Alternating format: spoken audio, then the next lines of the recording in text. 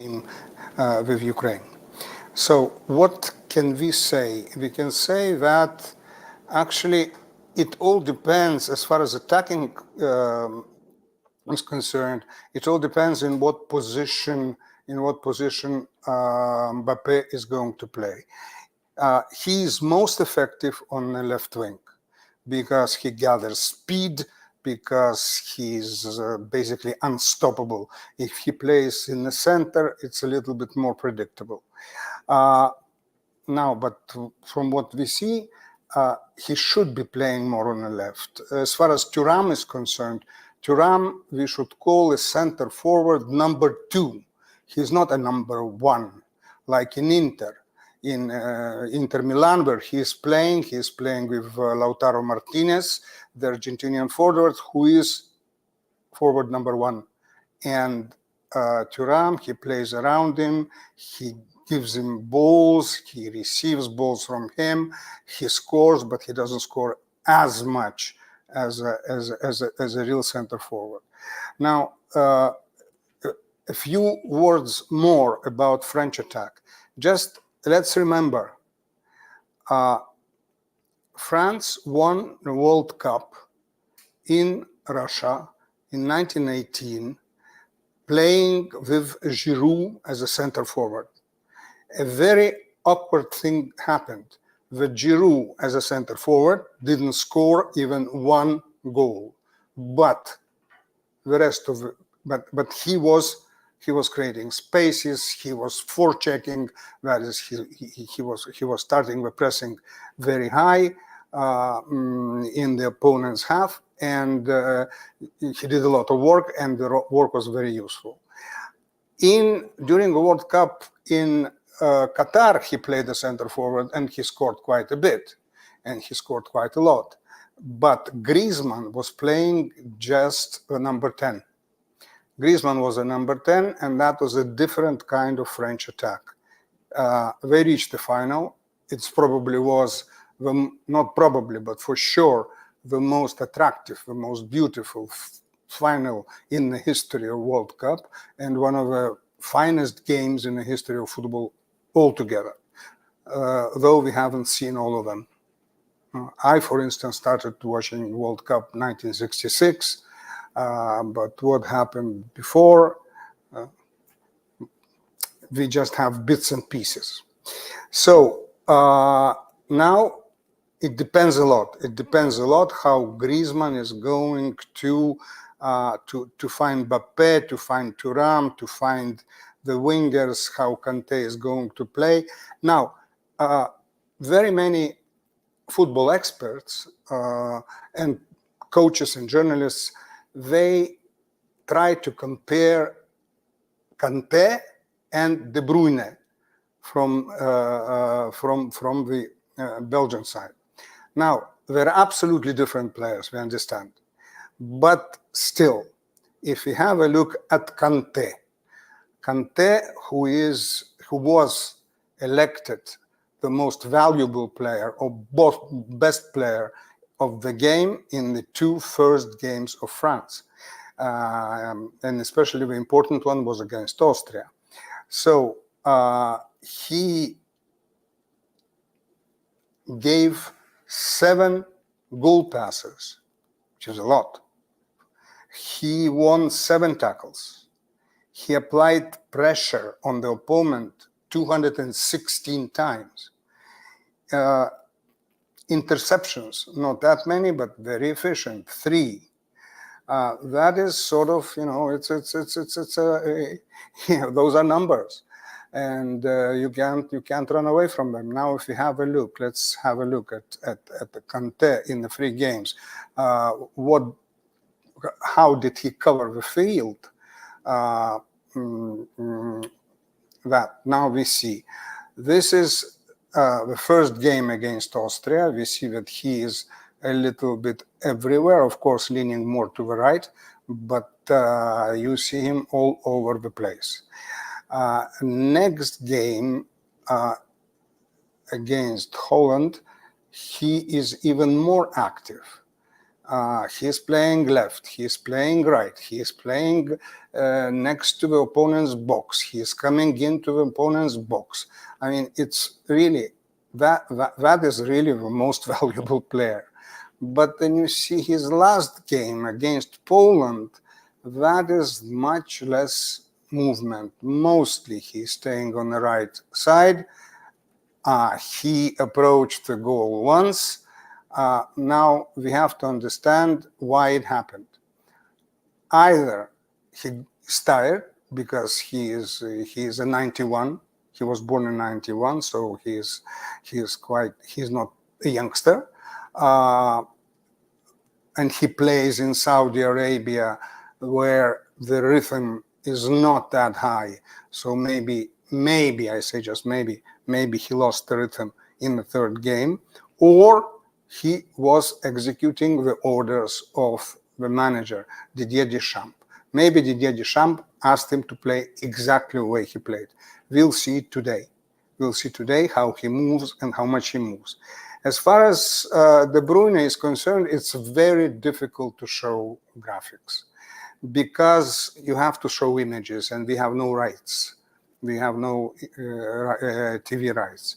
So what can I tell you? I think that there isn't a player today, be it attacking midfielder or defender, who sees spaces better than him. Spaces that others don't see. They don't even suspect that such spaces are, that such passes in such a trajectory are at all possible. And he is unique in that. And plus, he is quite efficient as well. He recovered even more than Kante. He recovered 5 balls. He had 9 dribbles. He ran into attacking third of the opponent's side 11 times. And into the key play area 12. He covered a lot of distance, 10.7 kilometers on average. Kante covered a little bit less, I must say. But on the other hand, De Bruyne was never, if I remember well, was never substituted, or was substituted only once. So Kante covers 9.8 kilometers on average per match.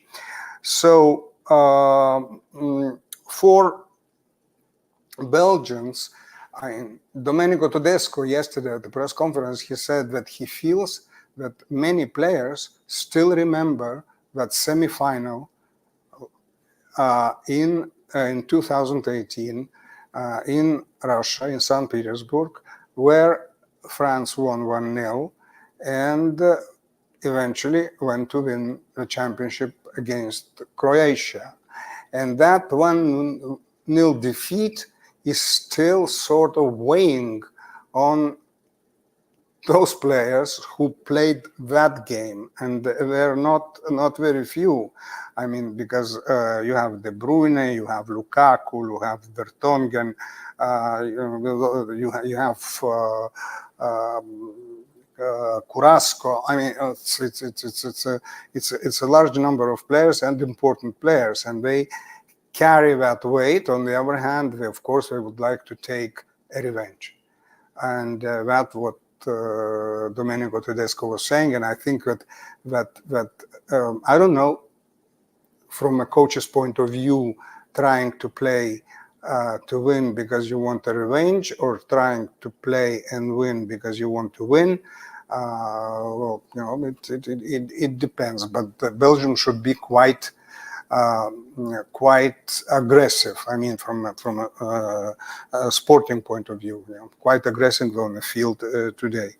As far as general equilibrium is concerned, of course, Belgium is not anymore the golden generation, but those golden generations. I mean, France has golden generations: Platini, Zidane, now Mbappe. I mean, sort of, you know. Spain has several golden generations. Now Belgium does not have that generation that they had in 2018. Their defense is quite disorganized. It's quite slow. It's not strong enough individually, and it's not very good collectively. That's their weak point. As far as France is concerned, France is a team that doesn't have weak points, except for Mbappe. Why do I say Mbappe? Because he's complaining. He has to play with a mask. And he said he changed a lot of them.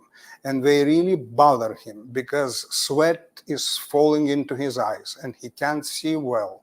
And really, he doesn't like playing with a mask because it decreases his efficiency. A lot is going to depend on Mbappe in this match, a lot, because if he plays the way we used to see him play, Belgian defense is going to be in a lot of difficulty. Now let's go to our second game. The second game, yes, I should say who do I prefer, because those teams are, I wouldn't say they're equal, because France is stronger, it's more experienced. It has an explosive Mbappe. It has a very clever forward like Thuram. It has a very, very fine player behind them who is Griezmann. They have Theo Fernandez, who is very quick on the left. They have Kante, who is good on the right. They have a very strong midfield for sure, especially if Kante comes back to the standards of his first games. So France is very strong. Belgium, a lot depends on Lukaku, because De Bruyne, he plays, he's already used to such a kind of a center forward. Not only in the national team, because the national team plays, a few times a year.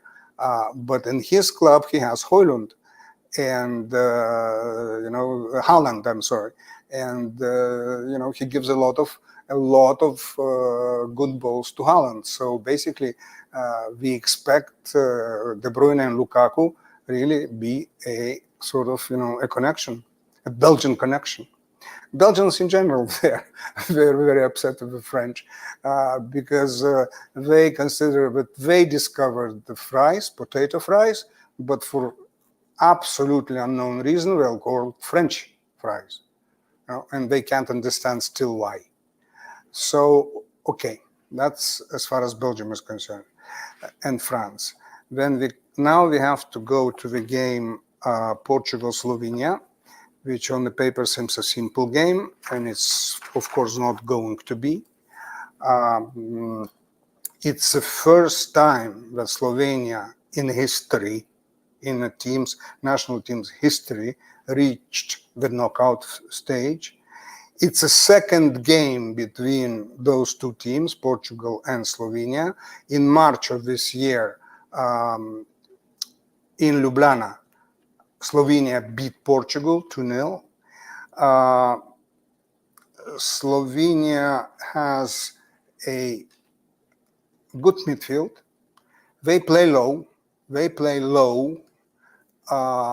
Of course, especially against Portugal, they play low defense. They have a very low possession, on average 30%. But it's a team very difficult to beat, and I think that England remembers it very well. So what would I like to change to say is that, for instance, Slovenia's midfielder Adam Gnezdo-Cherin he applies high intensity pressure on the opponents having the ball in those 3 games 196 times. So that means that this is a fighting team. We're going to be fighting. We're going to be very compact between attack and defense. I don't expect more than 20-25 meters. Of course, it all depends on the result. If Portugal scores an early goal, well, everything is going to change. but that's football, and we know. I mean, like in life, you never know what will happen next minute. And what I wanted to show is the key player, which I consider to be the key player in Portugal, is not Bruno Fernandes, though many think he is. I think that Bernardo Silva. Bernardo Silva is the key player in attack because he plays left, he plays right, he is capable of interceptions. Well, here we see his last game, a more complicated game that we're playing, not against Georgia. They were playing against Turkey, and they won 3-0. He mainly played on the right side. He comes into the penalty box of our opponent.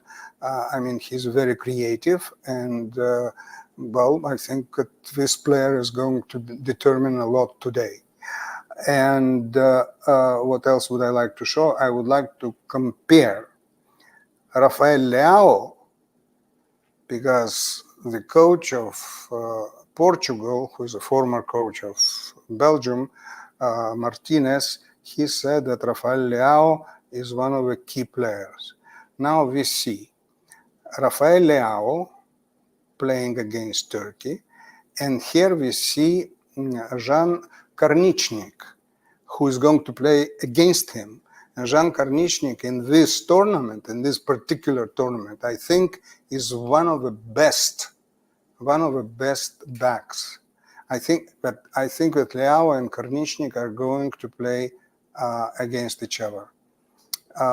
And as we see, Karničnik he doesn't let the opponent, well, basically cross the midfield line. So this duel is going to be interesting to watch. And then, as usual, very much depends on Ronaldo. If Ronaldo is as generous as he was in the first game and in the second game, though he was not in the third, because in the third one he didn't even have to play. Portugal was first anyway, but he wanted to score a goal in any way. And of course, when you do that, you don't succeed, and he didn't succeed. Eventually, he was substituted. But if Ronaldo plays for the team, it's going to be one Portugal. If Ronaldo plays the desire to score a goal, it's going to be another Portugal. So, you know, but again, it's so difficult to predict, because if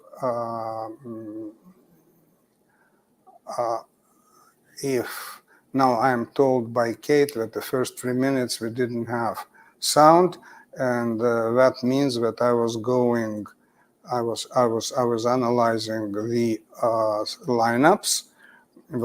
So let's have a look again at the lineups, but I'll have to finish Portugal. To say a lot, as usual, depends on Ronaldo. Anyway, maybe he's not fast as he was before. Maybe he's running less than he ran before, but he's certainly jumping as he jumped before. And he has that quality of jumping high and stay a second and a half suspended in the air. And very few players have that capacity. So of course, everything says it's Portugal. And I also think it's Portugal. I think that Portugal is going to win. As far as France and Belgium is concerned, well, that's a very difficult, really, it's a very difficult bet, if you want, because anything can happen, and teams are they're not equal, but in one game, in 90 minutes or 120 minutes, or even penalties, it's, you know, unpredictable.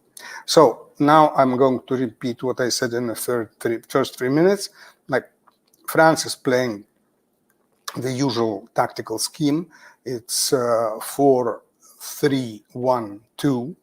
So the 4 defenders are from left to right, Theo Hernandez, Leao, Upamecano, and Kante. In the midfield, we have Sané, who's been twice elected as the most valuable player in the game, in the first 2 games of France, that is Austria and Holland. Then you have Tchouaméni, who is playing sort of between the defense and the midfield. That's going to be his position. And Griezmann is going to play between midfield and attack. You have Rabiot on the left and Mbappe and Thuram in front. Slovenia is also playing with Slovenia is also playing with 4 defenders. It's playing with two midfield players, and I was telling about Belgium. I'm very sorry. Belgium, 4 defenders, 2 midfield players. Also their usual tactical scheme. Doku on the right, Openda behind Lukaku, or between the lines if you want, and Carrasco. Carrasco is not the youngest person in the world, but no, I shouldn't say that. Not the youngest footballer in this Euro 24, but his experience, I suppose, the coach decided that his experience today will count, and maybe his anger, because he was part of a team of 2018 which lost to France in the semi-final of a World Cup in Russia. So I think that's what I said in the first 3 minutes. And now let us enjoy the 2 games. And after the last game, the moment it finishes, we are going to be on channel Shuster Online, and we'll do the post-match analysis already in Russian language. Why do we do that? I'll explain to you when the time comes, when we have the time. Thanks a lot for your attention, and see you tomorrow.